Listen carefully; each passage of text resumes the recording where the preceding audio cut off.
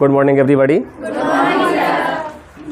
आज आप लोग को हम अलजेब्रा मैथमेटिक्स में समानांतर श्रेणी पढ़ाएंगे। बहुत ईजी है आपके क्लास के लिए, दसम वर्ग के लिए समानांतर श्रेणी में कुछ है ये नहीं है। जैसे सोचें आपसे कोई सवाल करे, आपसे कोई सवाल करे कि आपकी नौकरी लगे और आपको 1000 की तनख्वाह पर रखा जाए। आपकी नौकरी लगे और आपको 1000 की तनख्वाह पर रखी जाए। प्रति वर्ष ये शर्त लगा दे कि प्रति वर्ष आपको 500 रुपये वेतन में बढ़ोतरी होगी। तो पहले साल कितना वेतन आपका 1000, अगले साल कितना 1500, उसके अगले साल कितना, अगले साल कितना। Very good. पहला साल 1000, उसके बाद 1000 प्लस 500 ये दूसरे साल की आमदनी हुई।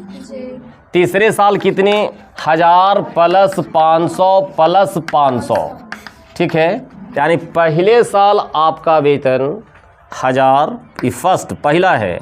दूसरे साल कितना 1000, दूसरे साल 1500, तीसरे साल कितना 2000। कोई आपसे पूछे या आप स्वयं समझदार हैं, समझिएगा, कहा कि ये कौन बड़का भारी बात है, हम तो चौथे साल, पाँचवें साल, छठे साल, जौन साल पूछिएगा निकाल लेंगे। इसमें कौन बड़का कैलकुलेशन है।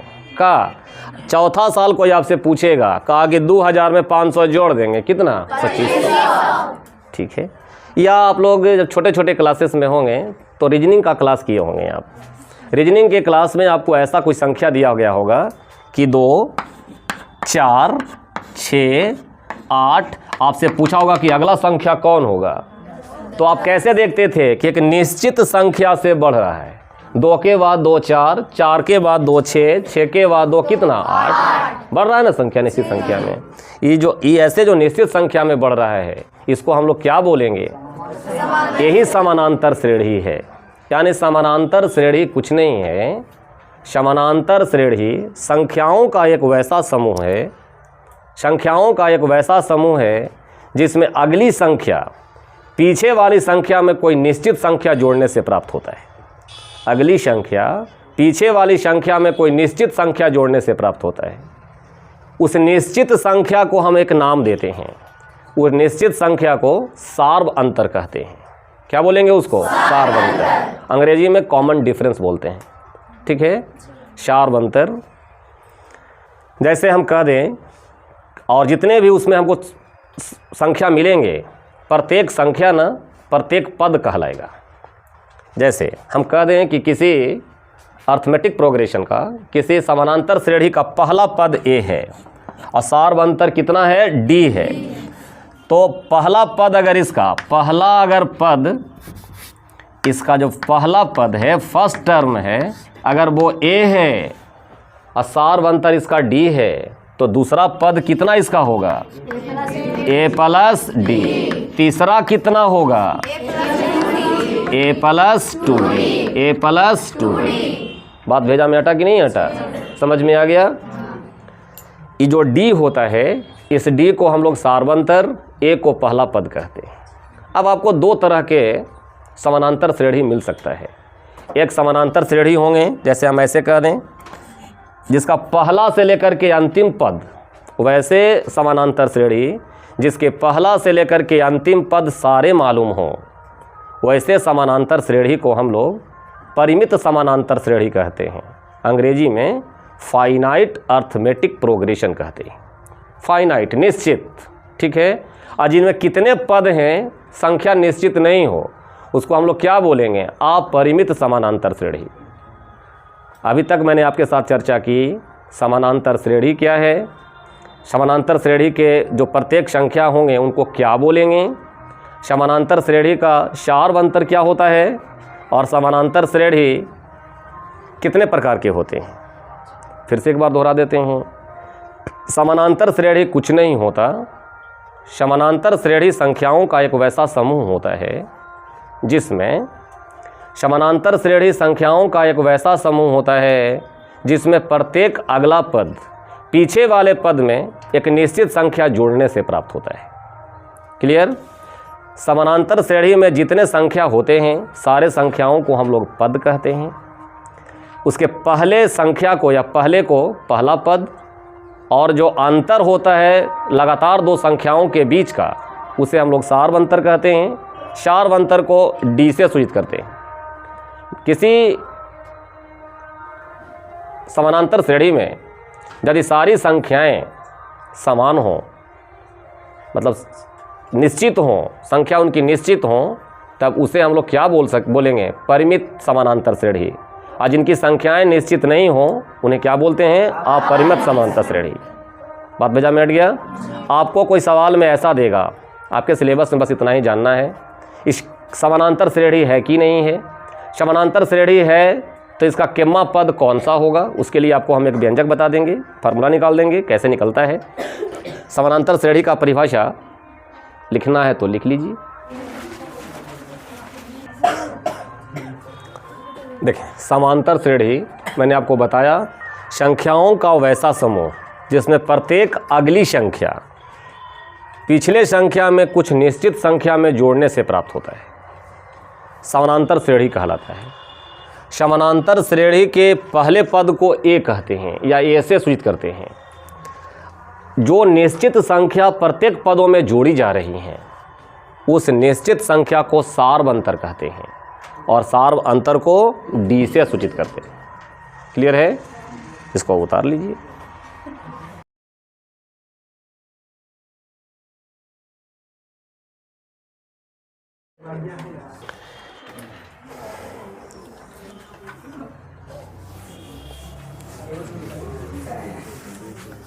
हम लोग इसको कुछ उदाहरण से समझें, एग्जाम्पल देखें। बताइएगा, आप ही बताइएगा कि समांतर श्रेणी है या नहीं है। आपसे हम पूछते हैं 4, 6, 8, 10, 12 ... ऐसे आपसे हम पूछेंगे क्या ये समांतर श्रेणी है? कैसे कह दिए कि है? तो आपको देखना है कि प्रत्येक अगला जो पद है एक निश्चित संख्या जोड़ने से प्राप्त हो रहा है कि नहीं।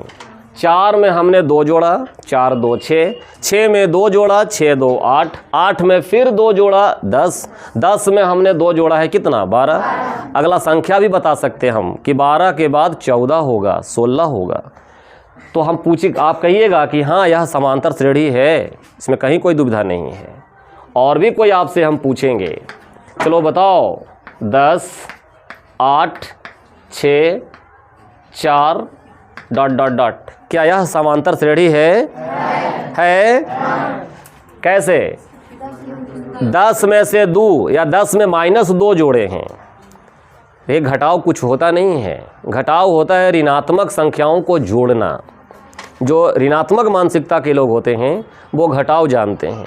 आप लोग तो धनात्मक मानसिकता के हैं, पॉजिटिव बियरिंग लोग हैं, इसलिए जोड़ ही समझते हैं। तो 10 में -2 हमने ऐड किया, 10 में -2 जोड़ा कितना हो गया? 8, 8 में -2 जोड़ा कितना हुआ? 6, 6 में -2 जोड़ा कितना हुआ? 4। यानी आपसे हम इसमें 2 चीज़ पूछेंगे। पहले वाला में ए बराबर कितना, पहला पद कितना? 4, डी कितना है? 2। इसमें देखें इसका पहला पद कितना है? 10, इसका सार्वंतर कितना है? -2।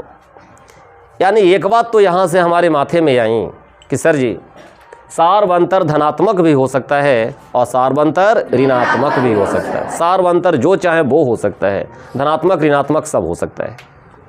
क्लियर है? अब ऐसे ही कोई आपको ये देगा एपी, जैसे और भी दे सकता है एग्जाम्पल।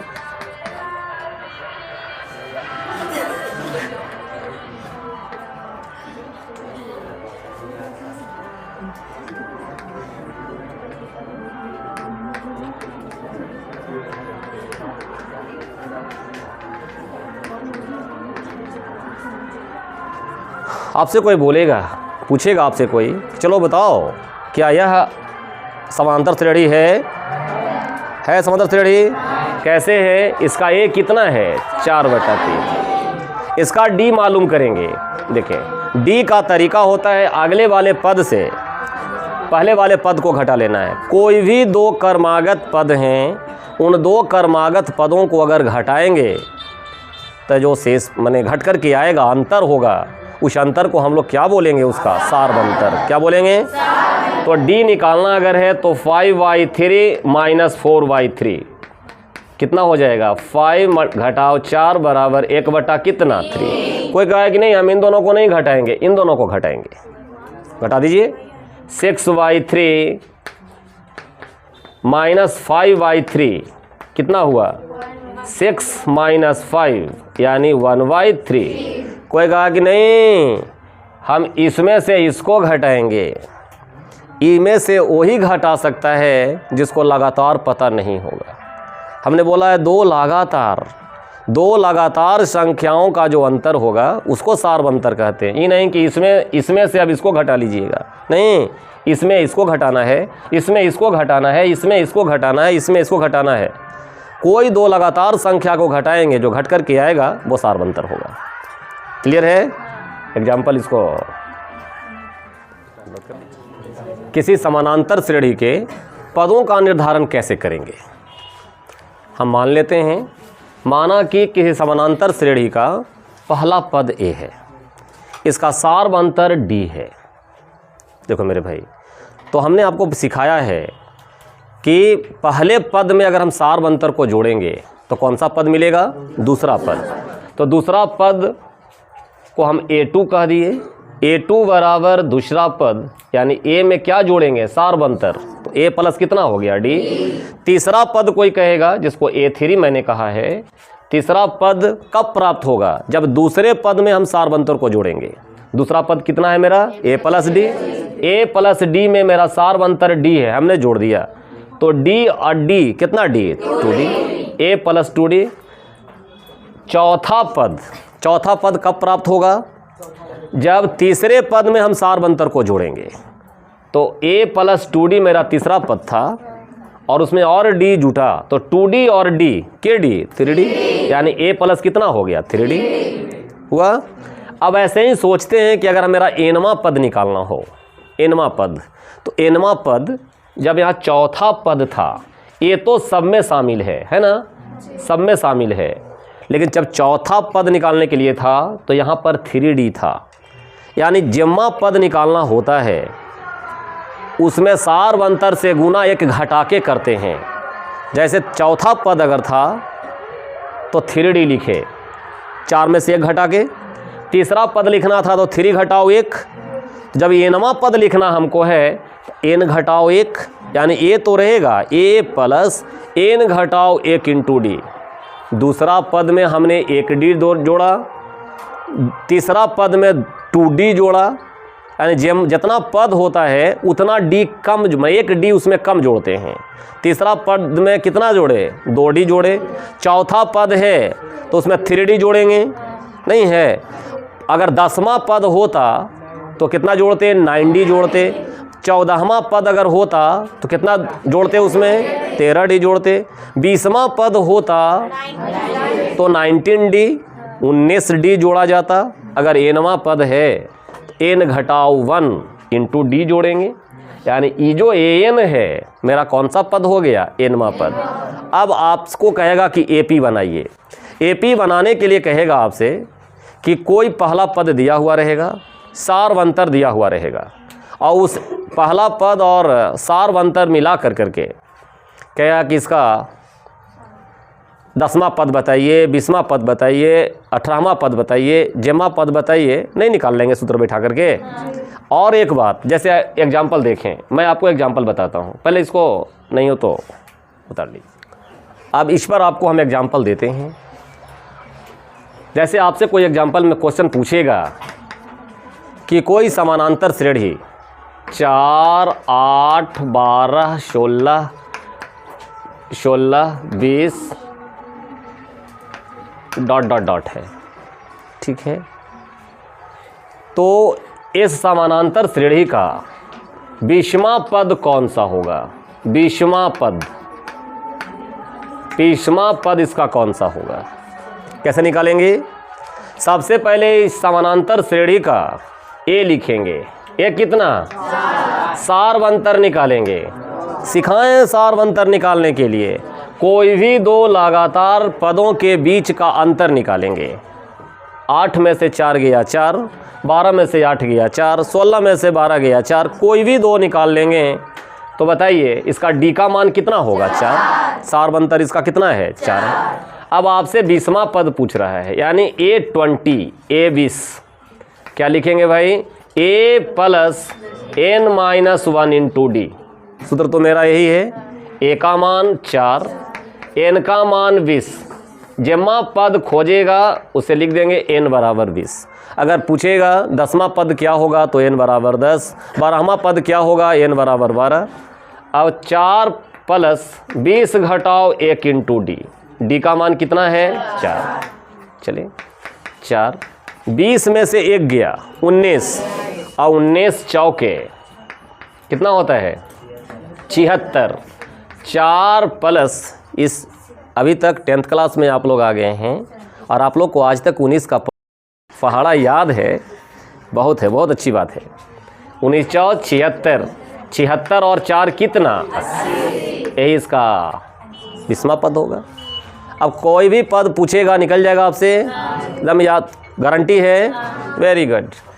एक एग्जाम्पल उतार लीजिए। एक सवाल लिखें, बताएं।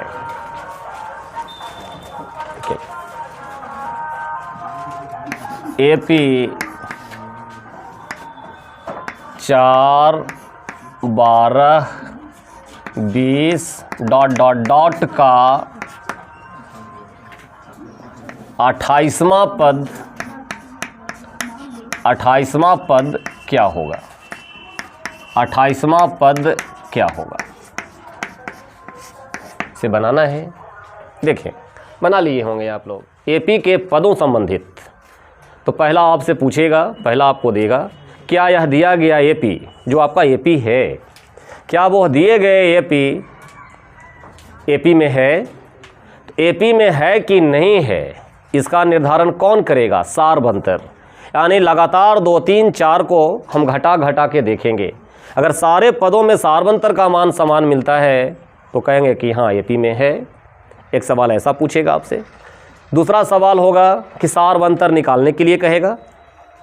तीसरा आपसे है कि आपसे सवाल पूछेगा कि इसका 20वां पद, 25वां पद, 28वां पद, जबकि पहला पद और कौन दिया हुआ रहेगा आपको? सारबंतर दिया रहेगा, निकल जाएगा। अब आपसे इसमें पूछेगा, इसमें कहेगा, इस चैप्टर से सवाल आपसे पूछ सकता है कि कोई एपी देगा, इस एपी का पहला पद दिया रहेगा, सारबंतर तो आप निकाल ही लोगे, और पूछेगा 10वां पद, 12वां पद, 14वां पद नहीं बन जाएगा। या आपसे सवाल पूछेगा 14वें पद और 12वें पद का अंतर क्या होगा, तो दोनों पदों को अलग अलग निकाल लेंगे। A16 निकाल लेंगे, A12 निकाल लेंगे, और फिर दोनों को क्या करेंगे? घटा देंगे। दोनों का योगफल कहेगा तो जोड़ देंगे।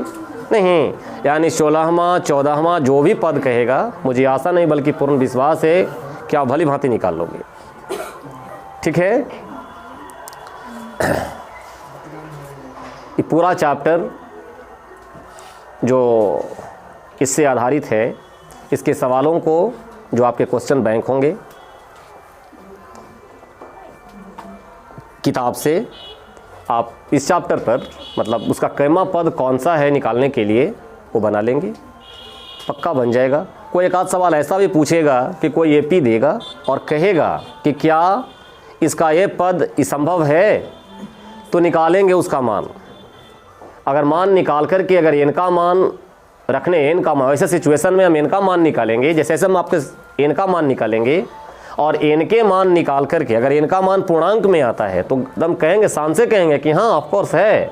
अगर नहीं आता है, एन का मान पूर्णांक में नहीं आ पाता, भिन्न में आता है, दशमलव में आता है, तो कहेंगे कि ऐसा संभव नहीं। जैसे देखें, मैं आपको एक एग्जांपल देता हूँ।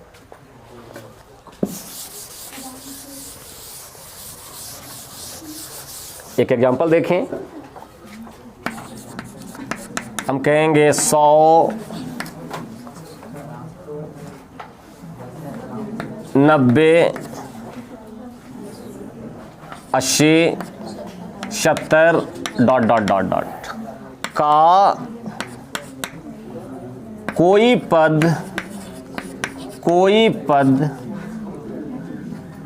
पद 8 होगा।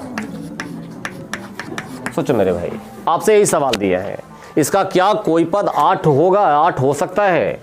तो देखी में लग रहा है सीधे सीधे कि 100 से 10 घट रहा है, तो 8 कैसे आएगा? 8 तो नहीं आएगा।